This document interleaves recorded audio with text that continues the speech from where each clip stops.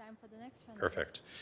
So I'm going to turn things over to my, my colleague and frequent collaborator, Dr. Scott Canna.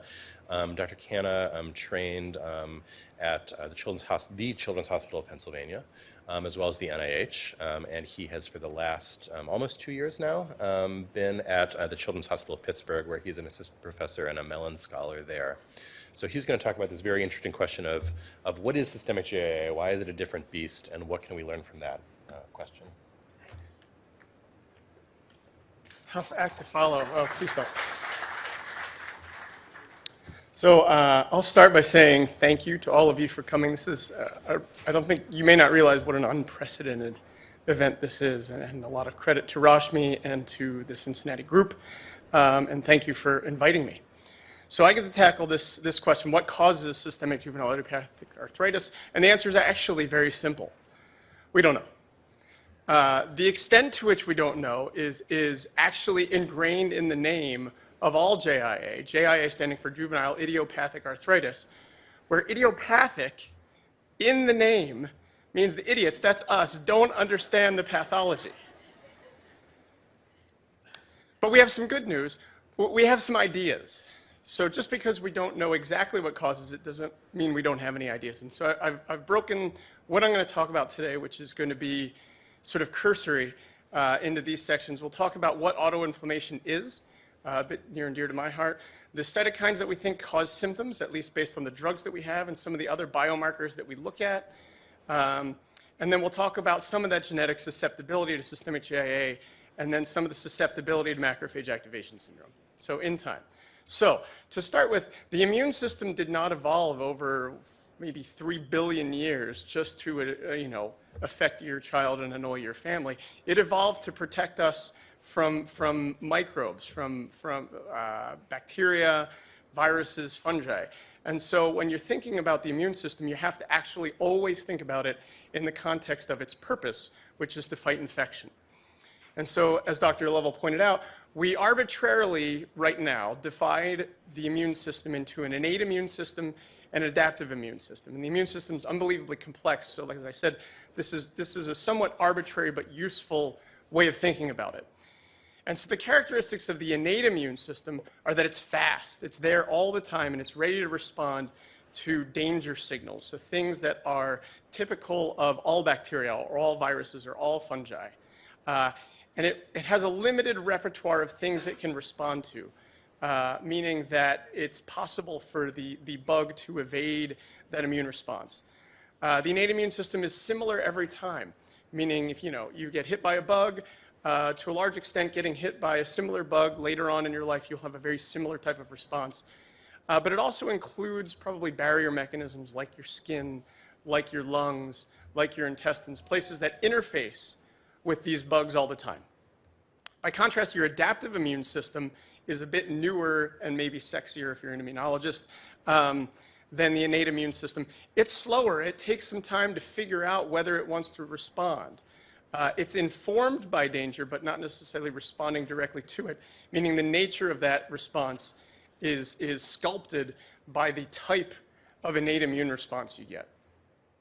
You can respond to a functionally infinite number of different things. The way that our immune system works is it recombines the DNA within these immune cells in a nearly limitless number of ways. So it's really hard for a virus or bacterium to just change one of its proteins and avoid the adaptive immune system. And importantly, it has memory. And so the innate immune cells that we think about the most are the macrophages. Can you see the cursor? Beautiful. Macrophages and neutrophils. And sometimes we'll talk about natural killer cells, and we'll get to some of this. And then the adaptive immune system are the B cells and T cells that you might hear so much about. So obviously there's crosstalk. The innate immune system sort of tells the adaptive immune system what's up. Hey, you need to respond to this. And then the adaptive immune system often uses the innate immune system as its foot soldiers.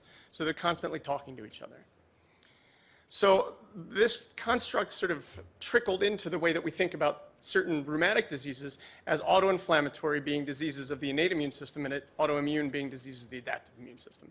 And just to list some examples, We'll talk about some of the periodic fever syndromes, but these are diseases that we think of classically as associated with the innate immune system, but even more common things like gout are things that activate the innate immune system, whereas the classic autoimmune diseases are like lupus, rheumatoid arthritis, or even most of the other kinds of JIA. So the inflammasome is this beautiful thing here, and it's part of the innate immune system. This lives inside a lot of our innate immune cells, and inside those cells, when they sense something dangerous, they assemble this big complex called the inflammasome. And what does the inflammasome do? Well, it assembles, and it basically, one of the main things it does is this protein called caspase-1 cleaves this thing called pro-IL-1 beta or pro-IL-18. So we'll talk about IL-1 beta more, but you've heard a lot about it. We'll talk a bit more about IL-18. These proteins are cytokines. They're ways of immune cells talking to each other, and they're quite inflammatory.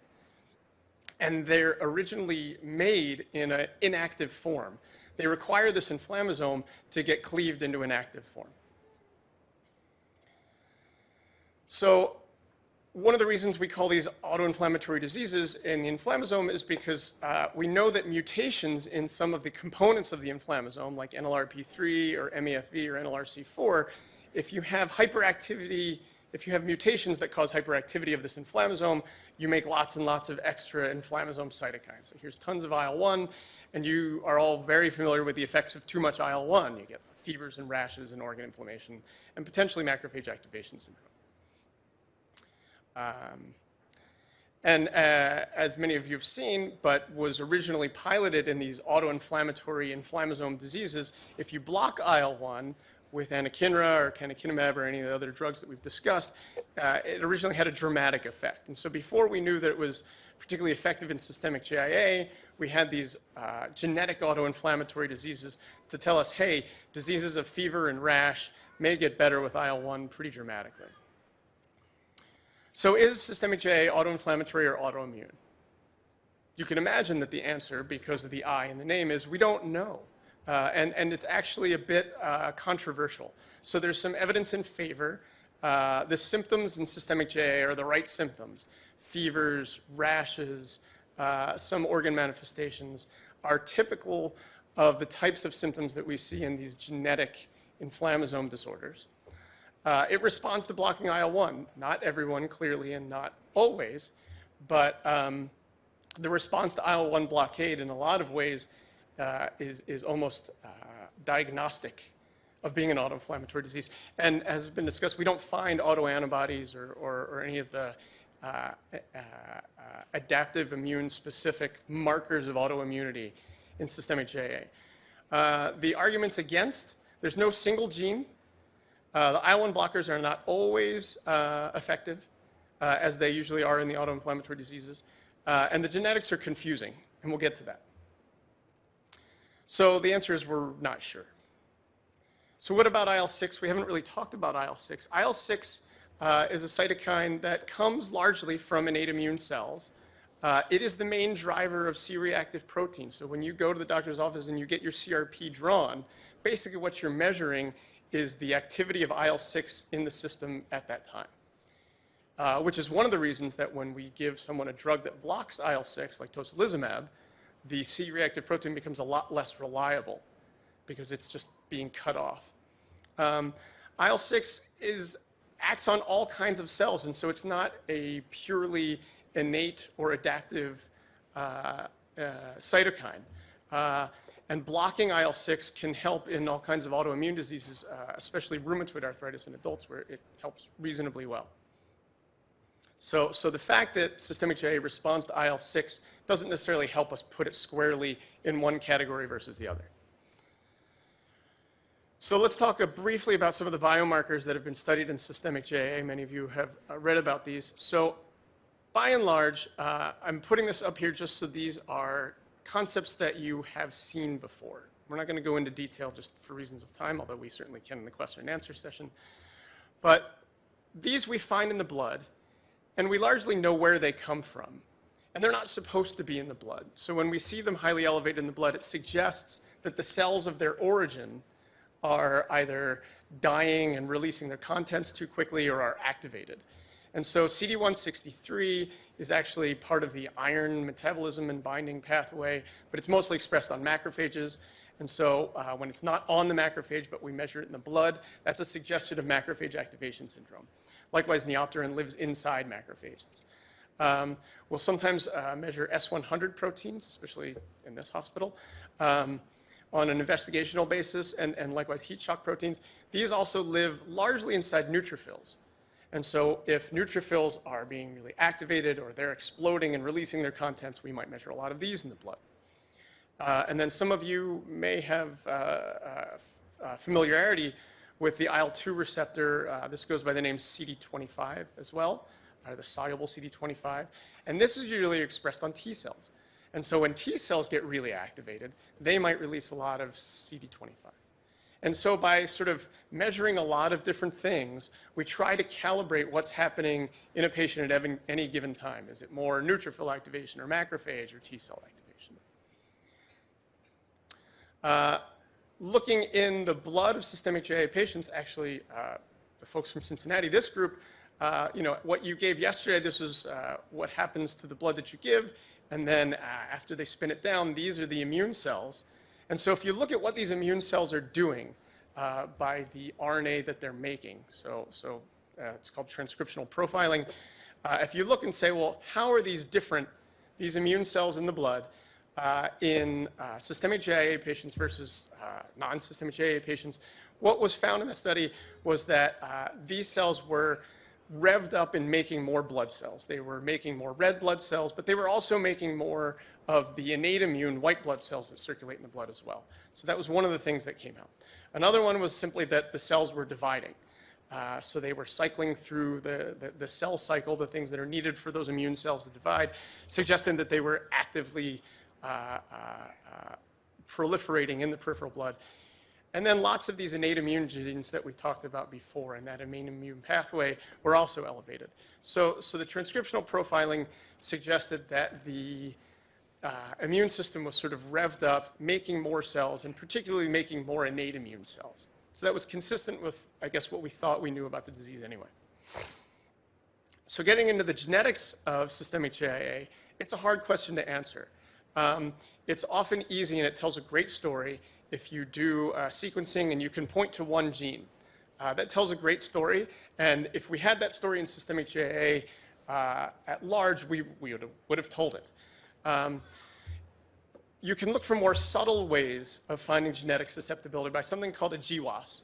And so this was a GWAS, which stands for Genome-Wide Association Study. And so this is looking for small changes scattered throughout the genome. And so what have we learned from the GWASs of systemic JIA? The first caveat that I forgot to put in here is that compared to other GWAS studies, this is relatively small. You have to study thousands of patients to get enough power to be sure that the differences you see aren't just by chance. And so the most important takeaway is that genetically, in terms of the susceptibility, systemic JIA was different than the rest of JIA. We had a suspicion this would be the case, but the genetics brought that out as well. This is called a Manhattan plot because it's supposed to look like a skyline. And the higher it is, the more significant the association. And the one that came up highest was in this MHC locus in an area called HLA-DRB11. Not that you're supposed to remember that. But usually we find these kinds of associations, not in autoinflammatory diseases, but in autoimmune diseases. So that threw us a little bit for a loop, and there's a lot of ongoing research into what that association means. But the largest genetic risk in this GWAS for systemic JIA was actually in an area we associate with autoimmunity, not autoinflammation. And then in a non-GWAS study, if we could point to one single gene in systemic JIA, really the only one that's come out has been called lacase, which also goes by the name famine, one family. So obviously not affecting the majority of patients, but maybe illustrating the type of pathways that can lead to this syndrome. These were patients that had a hereditary form of systemic JIA that was mostly bad arthritis, not so much of macrophage activations. How are we doing on time? We're good. So now I want to talk about susceptibility to MAS. I'm not going to talk about what MAS is because Dr. Grum is going to talk about that in really elegant detail, I'm sure. But I want to talk about some of the mechanisms that we think are important in MAS. And one of those is cytotoxic impairment, like in this disease HLH you may have heard of. And the other one that my lab is focused on is excessive IL-18. So what is cytotoxicity? So CD8 T cells are also called cytotoxic cells or killer T cells because they use these granules, these little red things, to kill cells. And why would they do that? Well, this is a, let's say, macrophage. It's an antigen-presenting cell. And let's say it gets infected by a purple virus. So this is an innate immune cell. It sees a virus, and it says, hey, well, there might be a problem here. It releases some of these cytokines, like IL-12 or interferon gamma, and it recruits some of these killer T cells to come and investigate. And so if that T cell gets the right signals, both in terms of matching the antigen and in terms of getting the right danger signals, it will proliferate, it will make its own cytokines, it will cause some inflammation, and it will go off to fight that infection in other places. Now, those CD8 T cells, they are really effective at fighting infection. They're also very effective at creating inflammation. And if they don't turn off that inflammation, it'll cause a lot of problems. And so they need to terminate this stimulus. Once they get the idea, they need to shut down the stimulation they're getting from this infected cell. So they release these cytotoxic granules, and those granules cause apoptosis. They cause this infected cell to die. And they cause it to die in a way that's immunologically silent. This death, called apoptosis, doesn't cause a lot of inflammation. And so your CD8 T cell terminates its stimulation, and it goes off to find maybe another infected cell. But what if these cytotoxic granules don't work? Either because they lack the killing part or because you just can't get them out of the cell.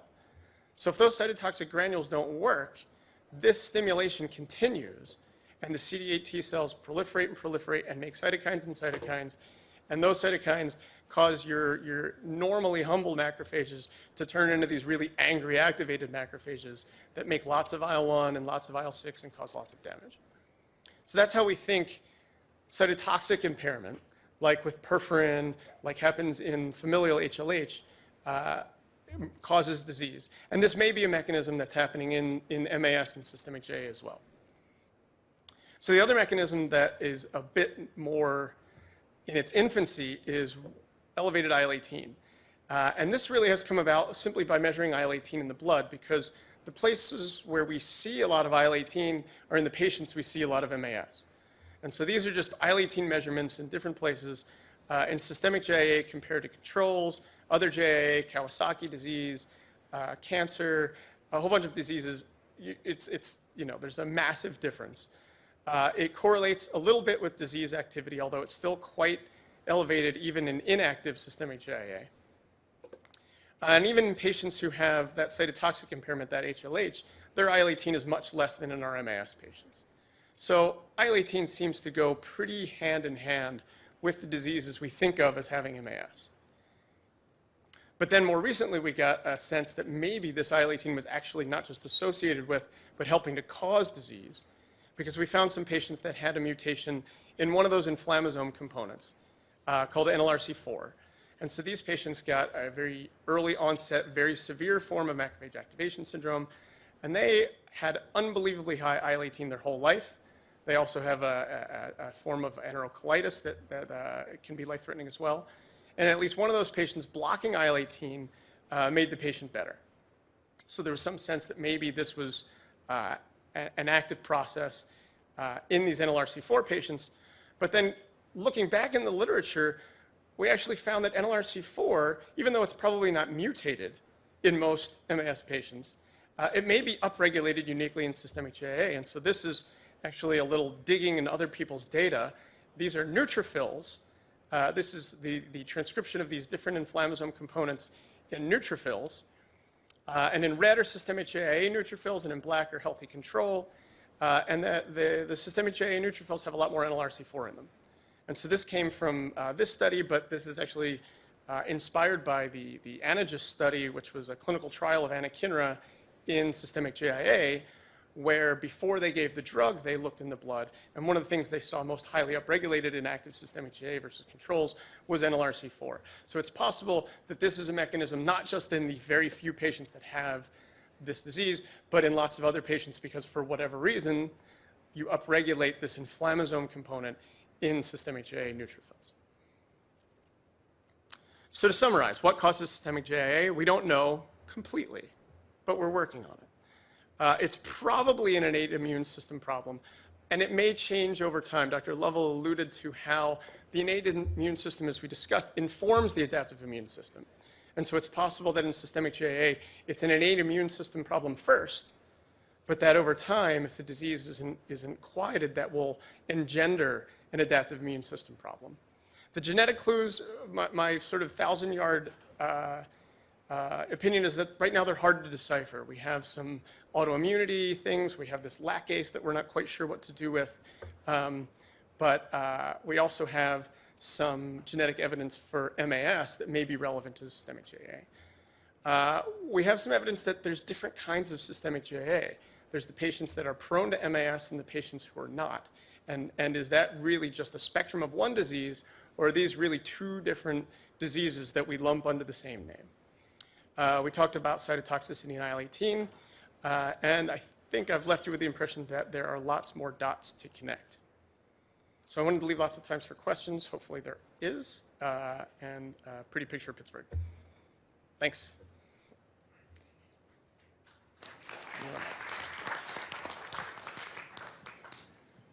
Yeah, so you talked about overproduction of interleukins. One question I've long had, and I'm too dumb to understand. So we have these overproduction from interleukins, and it sounds like you maybe talked about there being a suspicion of biofeedback being responsible for that.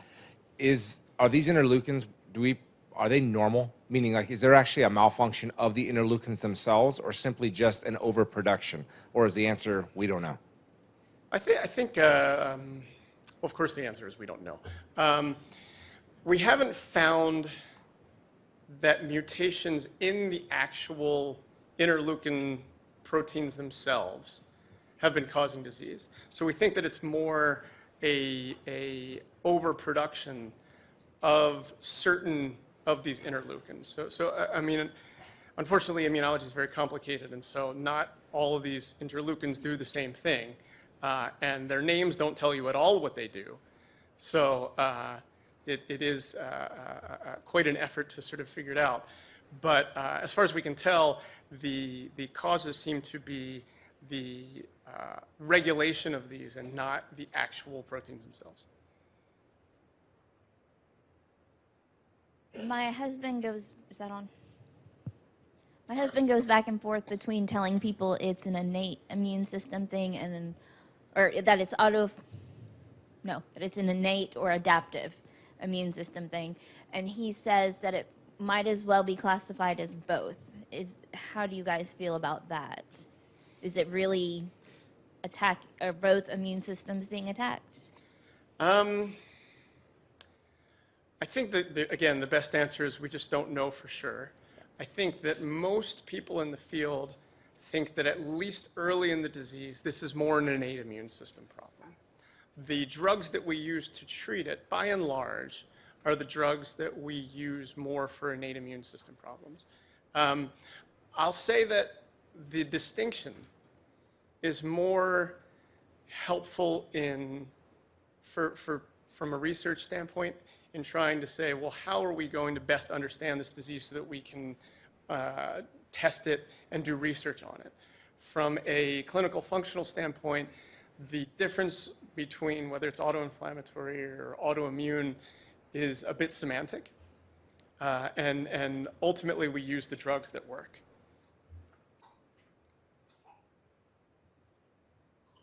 I think my question is, I think it's related to what that gentleman asked. These IL interleukin, IL-1, IL-6, or IL-18, I think you mentioned is in overproduction. So we use these biologics to block them. Would you block them, like eliminate them completely? I mean, do we still need some of those IL-1, IL-6? So I guess it's how do we define how much, to have remain in the body? So is the question more Is it bad to be blocking these things? Yeah, do we need some, like a normal range of IL-1 or IL-6? So it's a really good question. My typical response to this is that host defense, fighting infection, is really important. And so none of us, no immune system, would only have one way to fight infection. So in general, our experience with blocking single cytokines is that we get away with it in a remarkable number of cases. In the 1990s, when we first started doing this, people were quite concerned that there was going to be big holes in the immune response and people were going to get bad infections or maybe even cancers. And that hasn't come to light over really decades of experience in lots of patients.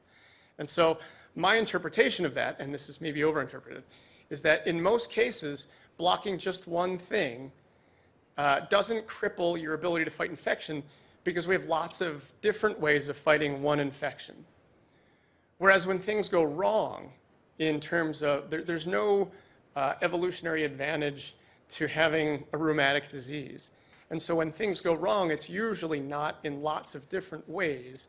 It's usually, one or a small number of pathways, so that blocking just one thing, if you can get the right thing, which is often hard, is going to have a lot of beneficial effect, but probably won't cripple the immune system as much as some of the other medicines we've traditionally used that are much more nonspecific, like phytosteroids or Cytotoxic or things like that. So that's a bit of a retrospective and maybe overly optimistic assessment, but our experience thus far has really been that even if we are completely blocking IL-1 or IL-6, and I think that most of these drugs do block almost all of the activity that's there, your immune system is redundant enough that it can still fight off most infections. A very quick question. This is kind of similar to my other question that I asked the other gentleman, but why don't we check at the beginning what our IL-1, IL-6 levels are to dictate treatment, or does that matter? Some cytokines are good biomarkers and some are lousy. And it doesn't mean that they aren't important. It just means that measuring in the blood isn't always helpful. IL-1 is one of those. Even in patients who we know, because of a genetic defect, have tons of excessive IL-1, the amount of extra IL-1 that we measure in the blood is actually pretty puny and not very helpful diagnostically. Likewise, IL-6 is up pretty much in anyone whose C-reactive protein is up. And so measuring it in the blood doesn't always tell me that blocking IL-6 is going to fix this. We just know that lots of things can upregulate IL-6. And so it's a very sort of practical, clinical question to say, is this thing that I'm measuring in the blood telling me that that's the right target? Or is it telling me something nonspecific? Or is it just not a good biomarker and I can't measure it right now anyway? So that is the hard work, and the reason that we pester you all for blood samples is so that we can determine what are the good things to measure, what are the things that are easily measurable in the blood, that are stable and have a dynamic range that we can find, and furthermore, what do we do with that information? Is it specific? Is it helpful? And does it indicate certain things? And so far, measuring IL-1 and IL-6 has not really sort of pointed to a clear distinction of who should get one versus the other. Okay. I think we should move on to the next talk in the interest of time. Okay.